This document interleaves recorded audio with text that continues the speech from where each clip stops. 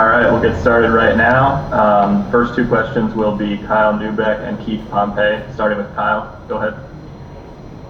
Hey Doc, how did you feel tonight about the way your team responded in the first half? I know obviously the second half was great, but it felt like even though you guys were missing shots first half, that defensively, effort-wise, that you guys were still locked in. Yeah, I thought we were playing right. I thought we obviously missed a lot of makeable shots. I thought overall defense was good all game. And so, your offense is, and I've said it a million times, is not always going to be great. You're going to miss shots. You're going to miss open shots, but you got to keep playing. Thought our guys did that, and eventually once the shots start going in, we're in great shape. And then obviously, what can you say about Joel at this point? It feels like these sort of games are just coming naturally to him now. Yeah, they are. I told him at halftime, I thought, he missed very makeable shots, but I thought he was letting them off the hook. And I thought in the second half, he not only got the ball in the same spots, but then he got deep. And once he's got that going, we are in great shape. Thanks, Doc. Keith? Doc, I guess in a follow-up to Kyle's question, you look at how your team used to play in games like this, they would have a letdown, so to speak, game. But it seems like they just took advantage of everything in the third quarter. Yeah, I thought we did it in the first two, Keith. We just couldn't make a shot, but we just kept playing defense. Offensively, I thought the second half we got even better shots. I thought Joel posted deeper in the second half.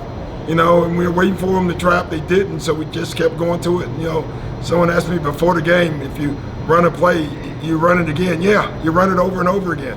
And that's basically what we did in the third quarter. Once they didn't stop it, we kept going with it. But are you seeing growth in your team? Because, early on, they would have, this type of games that you guys would typically struggle with. Yeah, I'm not a history major, Keith, honestly, but I don't think about that. I'm a guy that looks like where are we going and not where we've been. You know what I'm saying? So some of those games we had a lot of injuries. Some of them, the Brooklyn game, we played poorly. We deserved to lose that game. But tonight we took care of business and it was good to see. Thank you. We'll go to Lauren Rosen next and then Mark Narducci. But Lauren, go ahead. Hey Doc, I'm curious again about that second unit plus Tobias that was really good the other night and then great again tonight in the second half. And I imagine that moving forward you'd hope to reduce Tobias's minutes in those situations. Yeah. But how heartening has it been to see them work together? It's been great. We obviously, it's just so tough right now without having another four that we either got to stretch Ben's minutes or Tobias minutes every night. I don't love it, honestly, Lauren, but it's what we have to do until we get some reinforcements. Mark Narducci. Doc, Joel got to the free throw line again, double-digit times this year. When he does that, he's almost unstoppable. Did you see the matchup that he was on with Davis, and you guys even were trying to go to him even more down there? Yeah, I just thought we had an advantage in size. We put all the shooting around him, and we really, the third quarter we talked about it like pick your poison. I thought in the first half we tried to do it, and Joel elected to take the quick shot instead of really getting the ball deep in the post. He's so hard to guard, Mark. If you're going to foul him, or he's going to score, and then when you trap him, with our passing, he creates a lot of offense with the one pass to the post. Yeah, thank you. The next two will be Kai and Paul. Go ahead, Kai. Hey, Coach.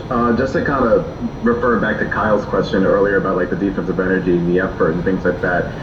It kind of seemed like Matisse just really coming off the bench. I think he had 3 steals, 2 blocks. But what can you say about his effort, his energy right now? Yeah, he had 12 deflections by himself in the one quarter. And Joel was amazing. But if I was given a game ball out, it probably would be Matisse, or we'd split it with those two. Because I thought he was a different make. I thought he frustrated Rubio, and then I thought he was phenomenal in Angelo Russell. So he's just a hell of a defender. He's got his legs under him now. He knows what we expect of him, and he's been terrific. And then also just because Matisse really hasn't been a part of the rotation at the beginning of the season, and he didn't let that let him get him down. He kind of kept pushing forward. What's it say about his resilience? Like this kind It of. just says that, you know, we are a deep team. He understood. He missed count for the most part. We assured him that minutes would come, but we also told him we're not going to give them to him. If he wants them, go get them. And he did that, and that's great. Thanks, Coach. Paul Hundrick. Hey Doc, I actually also wanted to ask about Matisse as well. Just last year as a rookie, he really struggled with like that discipline of walking that fine line of, you know, going for steals and maybe being over aggressive, committing fouls. And it seems like he's done a much better job this season. Is it something that you or Dan Burke have done to kind of instill in him, or is it just natural progression and maturity as a player? A little bit of both, but we have been all over him about it. I can tell you that. We showed him on film. We showed him the gambles, putting himself in a bad position. Sometimes, even when you don't see what he's doing, it creates a trigger effect, a chain effect. He's been solid defensively. And I told him he's so good defensively. Solid is good. You don't need to do more. You're going to get all the deflections and steals just by being solid, and he's doing that. Thanks. Time for just one more, actually, with Coach. It'll be Jackson Frank. Go ahead, Jackson. Hey Doc, similar questions Lauren asked. Last couple of games you've had bench units where it's, or not all bench units, but units where, you know, Ben or Tobias has been out there with the bench guys. Is that something that you like seeing, or just more of a product of Mike Scott's absence right now? I like anyway one of the three. You know, Joel, Tobias have been on the floor at all times. I don't like how we're doing it right now because we're extending either one of their minutes every night. I don't like that. But without a four, you know, we literally have no choice in doing it. We've played Ferk or whoever wants to claim the four. I think Matisse called himself the four tonight at one stretch. But it's, you know, you play the right team, a bigger team, that's really difficult. So I do like one of those three on the floor at all times. I think it's good for us. But we're deep enough not to. But most games I'll have one on the floor.